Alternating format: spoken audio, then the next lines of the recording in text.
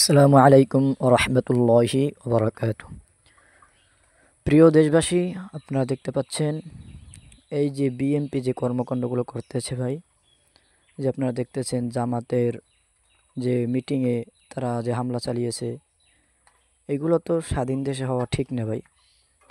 আপনারা জানেন যে জামাত একটি ইসলামিক দল, বিএনপি একটি রাজনৈতিক দল, জামাতও রাজনৈতিক দল, কিন্তু তাদের এটা করা ঠিক হয় না ভাই।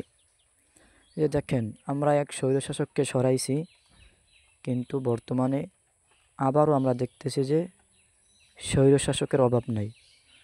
আমরা জানি যে দেশটা স্বাধীন হয়েছে, আসলে কি দেশটা স্বাধীন হয়েছে ভাই?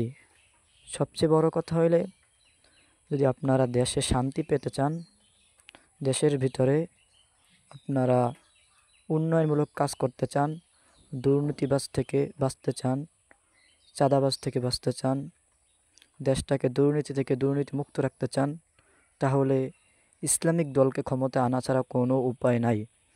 কারণ তারা প্রত্যেকটা জিনিস চিন্তা করে যে আমরা যদি এইটা দুর্নীতি করি, এইটা ঘুষ খাই, তাহলে হয়তো আল্লাহর কাছে আমরা ধরা খাবো। কিন্তু কোনো রাজনৈতিক দল বুকে হাত রেখে বলতে পারবে না যে তারা দুর্নীতি করবে না। আপনারা জানেন আওয়ামী লীগ বিগত অনেক বছর ছিল, বিএনপি বিগত অনেক বছর ছিল, কিন্তু আমাদের তো দেখা প্রায় সবারই শেষ। কিন্তু এখন আমাদের দেখতে হবে ইসলামিক দল কী করে, তাদের একটা সুযোগ দেওয়া উচিত, ঠিক না ঠিক? এখন আপনারা যদি দেশের উন্নয়ন করতে চান, নিজেদের জন্য ভালো করতে চান, যে মনে করেন যে ইসলামিক শাসন দেশের জন্য জরুরি, তাহলে আপনারা ইসলামিক দলকে ক্ষমতায় আনার চেষ্টা করবেন ইনশাল্লাহ।